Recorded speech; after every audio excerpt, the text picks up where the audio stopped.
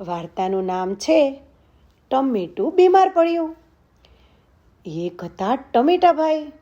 એ તો ખૂબ જ સરસ મજાના, લાલ લાલ અને ગોળ ગોળ.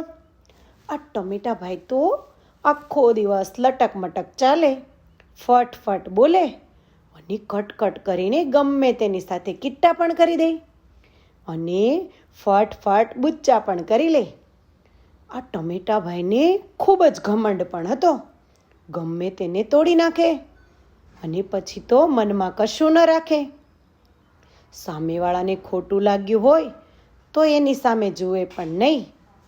આ ટમેટાભાઈ જેની સાથે રમે અને મોજ કરે કે જેની સાથે ફરવા જાય એ બધા આગળ પોતાના વખાણ પોતે જ વધારીને કરે અને બીજાને હંમેશા ખરાબ બોલે. એ કંઈ કોઈના વખાણ કરે નહીં અને કોઈને ભાવ આપે નહીં. ટમેટાભાઈના આવા સ્વભાવના કારણે તેના મિત્રો ખૂબ જ ઓછા. તેમ છતાં ટમેટાભાઈ તો મનમાં ને મનમાં બોલે, આપણે કોની જરૂર છે?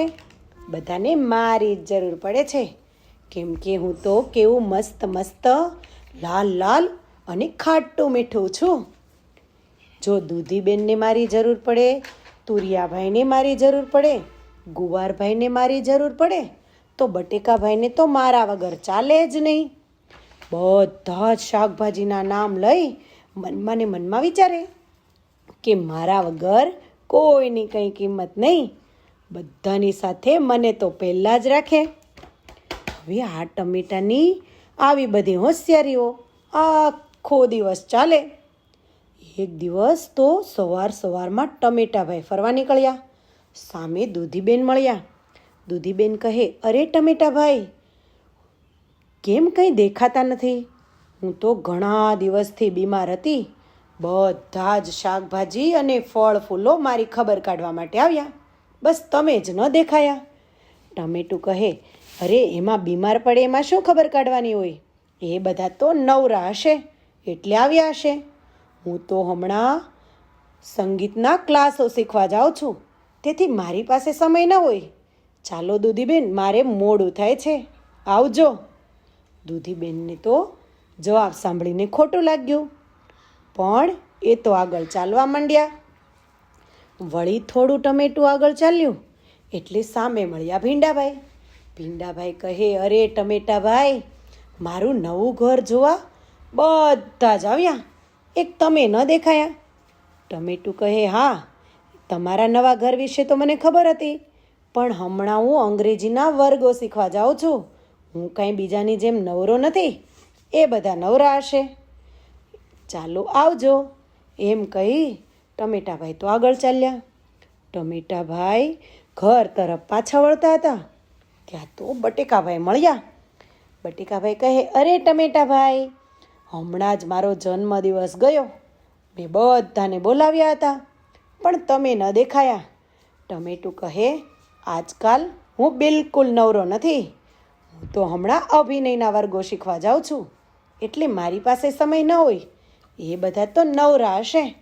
ચાલો ત્યારે હું જાઉં છું. એમ કહી ટમેટાભાઈ તો ઘરે આવી ગયા. ઘરે આવ્યા એટલે માએ પૂછ્યું, કેમ એકલો ફર્યા કરે છે?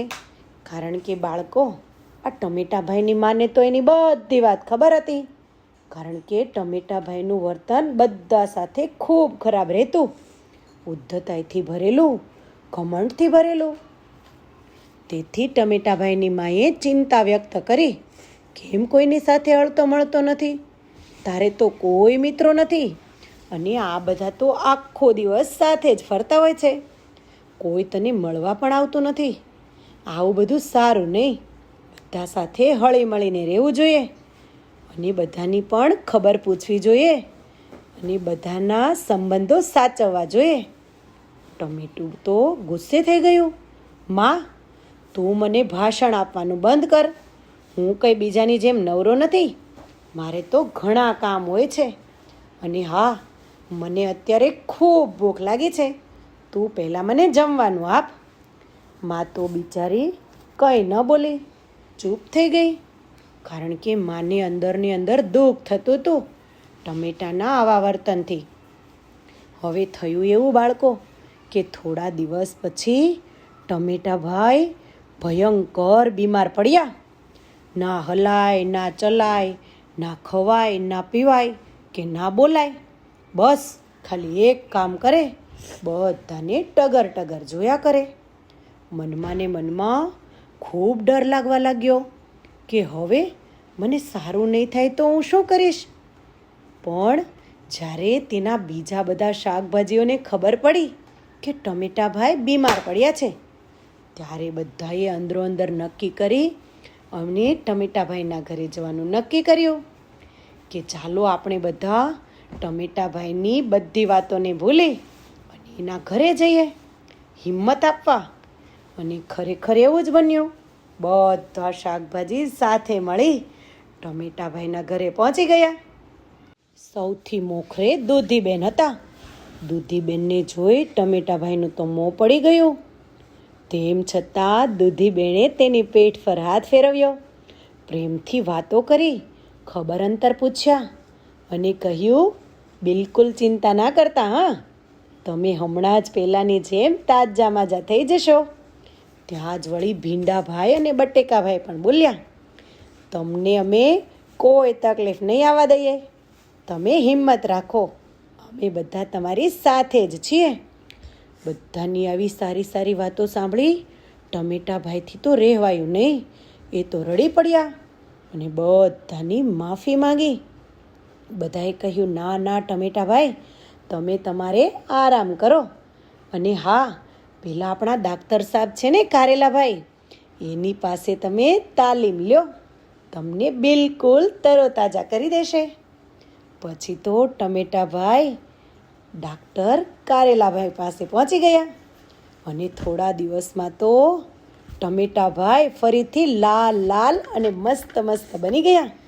પછી તો બાળકો ટમેટાભાઈએ બધાની સાથે મિત્રતા કરી અને કહ્યું કે ખરેખર મને તો વિશ્વાસ જ ન હતો કે આ બીમારીમાંથી હું બહાર આવીશ, પરંતુ તમારા બધાના પ્રેમ અને હૂંફના કારણે આજે હું ફરીથી તાજો માજો થઈ ગયો છું. તમારા બધાનો ખૂબ ખૂબ આભાર. આમ કહી ટમેટાભાઈએ પોતાની ભૂલને સુધારી લીધી. તો ચાલો બાળકો, આ ટમેટાભાઈએ એક સરસ વાત સમજાવી દીધી, બરાબર ને? તો આવજો.